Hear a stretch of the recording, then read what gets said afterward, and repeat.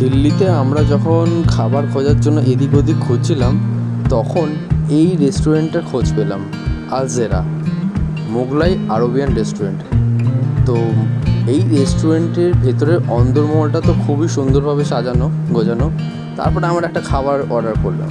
এই খাবারটার কী নাম বলতে পারো? খাবারটা হচ্ছে চিকেন মান্ডি। এতটাই সুন্দরভাবে পরিবেশন করেছে, দেখো তোমরা, মানে কিছু বলার নেই। কিন্তু খেতে হচ্ছে সব থেকে সুস্বাদু এই জায়গার খাবারটা। আর আমরা এই 5-6 জন মিলে এই খাবারটাকে জাস্ট 5 মিনিটে খেয়ে ফেলেছি, ভাবতে পেরেছো? তবে খাবারটা ছিল সত্যিই দারুণ। আর কতটা দাম নিয়েছে জানো এই মান্ডি বিরিয়ানি? মাত্র 850 টাকা। কেমন লাগলো এই ভিডিওটা কমেন্ট করো, আর ভালো লাগলে অবশ্যই সাবস্ক্রাইব করো, পাশে থাকো।